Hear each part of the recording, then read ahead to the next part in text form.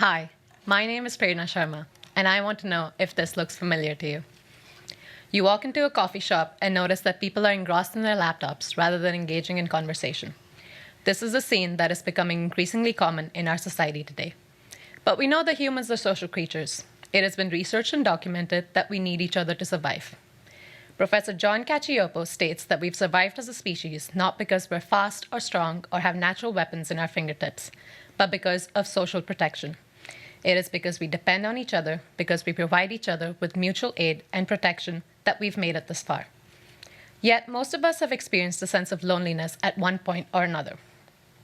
I, like many others, have felt lonely at times because of an absence of connection and community. I've lived in New York for 7 years now, and it was only when I moved to Bushwick last summer that I truly felt like I was part of a community that was local and accessible to me. I found a big change in my own sense of belonging since moving to this neighborhood, one that had a successful pre-existing sense of communal life. This happened at the same time as I was grappling with choosing a thesis topic, and it was then that I realized that all this time, I too was longing for belonging. Today, I present to you my thesis, Longing for Belonging, Rediscovering Community in Third Places. Although loneliness on its own is not a medical condition or diagnosis, if we experience a sense of prolonged loneliness, it wears down our resilience and ability to go through life and its challenges. In fact, this phenomenon of isolation has been recognized as an epidemic of loneliness by the Surgeon General of the United States. The adverse effects of this lack of connection are startling, and according to the Surgeon General, lacking social connection increases risk of premature death by more than 60%, to levels equivalent to smoking 15 cigarettes a day. So if we're social creatures, why are we still lonely? This has to do with the way our towns are built. After World War II, a booming economy and government incentives encouraged people, particularly veterans, to move to the suburbs. Suburbs offered affordable housing, space, and privacy compared to crowded urban areas. This mass migration reflected a desire for better quality of life away from the challenges of city living. But it also resulted in suburban sprawl and an inescapable reliance on cars. There are currently 8 parking spaces for every car in this country. Instead of showcasing history, culture, or community areas, today downtowns across America are tributes to parking. These spaces can be repurposed as third places that would in turn help our communities thrive. Third place is a term that was coined by sociologist Ray Oldenburg, who defines it as locations where people spend time between home, which is the first place, and work, which is the second place. These are places where we exchange ideas, have a good time, and build relationships. Some examples include parks, bars, cafes, and churches, spaces where we can simply be without the pressure of productivity. This may sound quaint to us today, but Oldenburg uses the example of a mailroom to illustrate a third place, a place where everyone in the neighborhood would come together to collect their mail, an equalizer of sorts.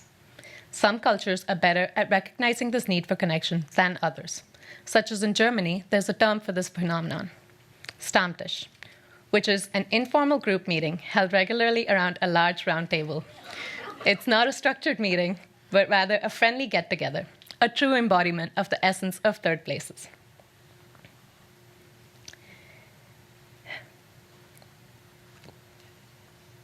Sorry, I lost my place. The decline of third places in modern-day society has proven to cause adverse effects on community interconnectedness, and these effects are extending to all areas of life. So what do we do about it? To address these adverse impacts, there's an opportunity to design and create moments of connection among strangers and community members in and to third spaces.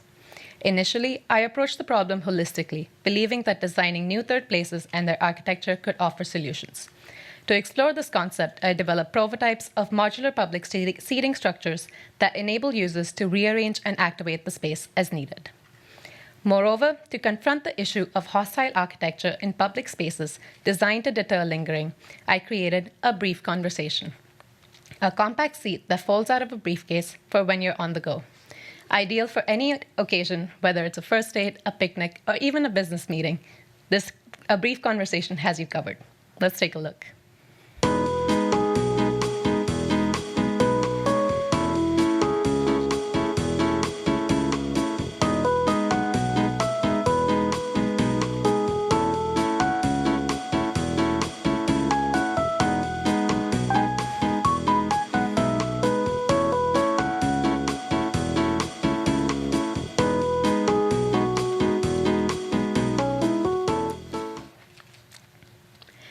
I also hosted a co-creation session where 5 participants from different backgrounds and occupations worked together to answer the question of how can design support non-productive socializing as third places vanish and the remaining ones prioritize productivity.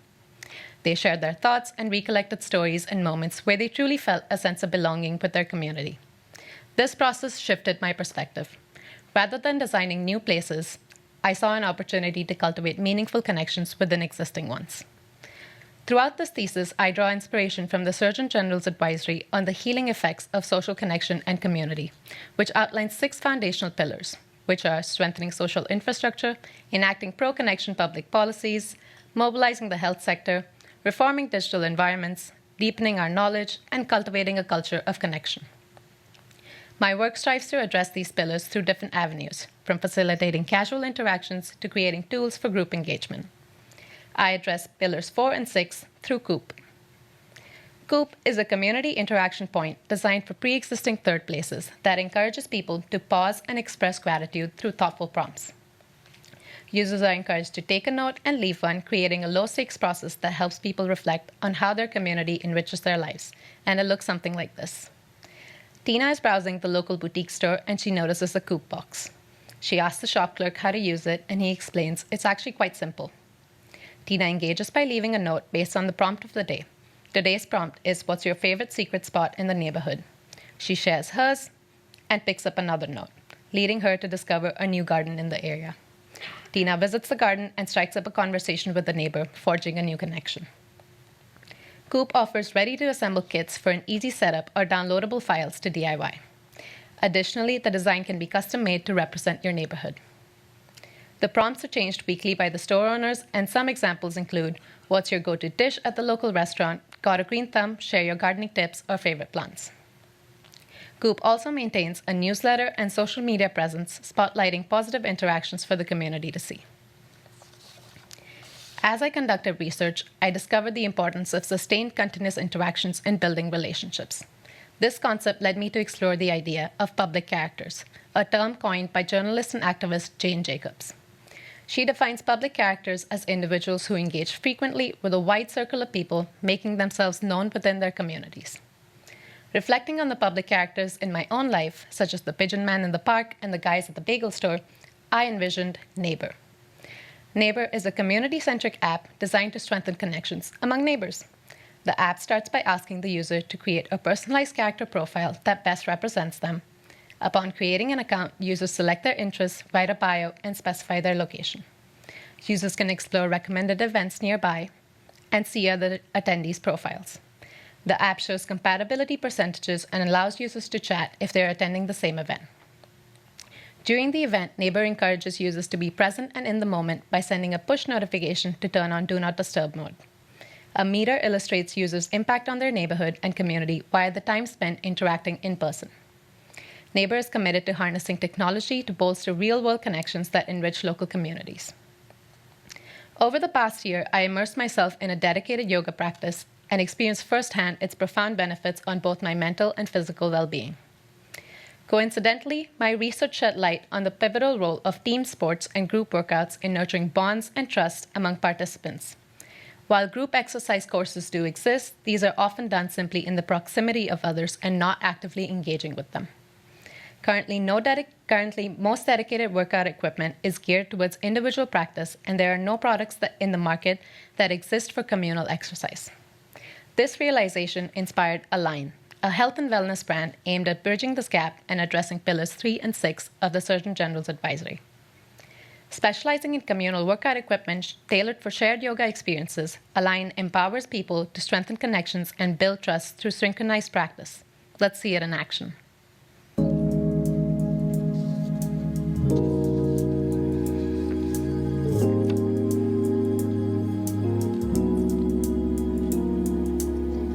Align is on a mission to cultivate harmonious relationships while enhancing physical and mental well-being, ensuring that every moment of alignment brings a greater balance to both body and soul.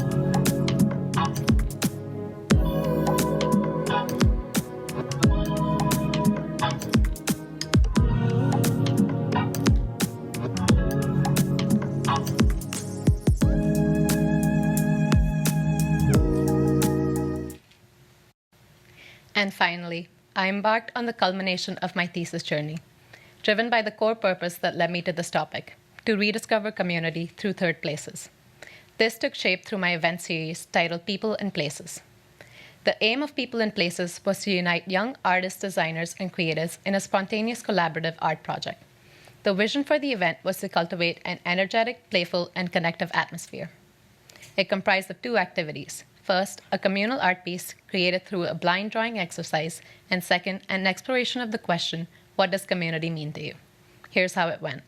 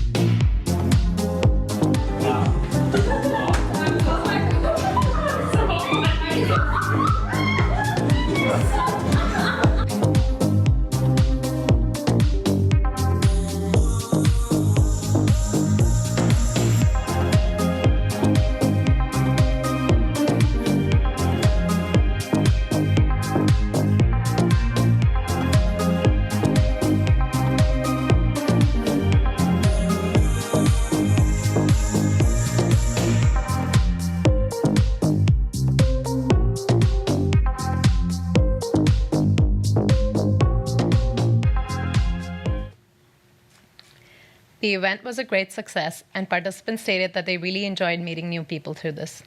The blind drawing activity, although a bit nerve-wracking at first, served as a clever icebreaker that encouraged eye contact and conversation. Throughout this past year, my thesis journey has taken unexpected turns, with the most enlightening moments arising from chance encounters within my community. These encounters often led to spontaneous interviews with experts from diverse fields and professions, including a DJ, a pastor, store owners, and city officials. One interview in particular stands out. An interviewee candidly shared the details of a very challenging situation that was occurring in their life. Their openness to me, a stranger, was surprising and deeply moving. Amidst their own hardships, they generously shared their valuable time, insights, and perspectives. As the interview came to an end, I asked why they chose to help out a random graduate student amidst their own struggles, and they simply replied, "Well, at least I can say I lived for an art day." And in that moment, I realized the profound impact of human connection and the significance of community amidst life's trials. Thank you.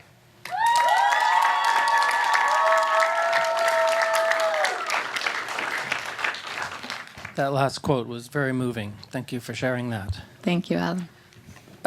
So, as you know, I'm completely in love with a brief conversation, the valise or the briefcase that turns into a seat.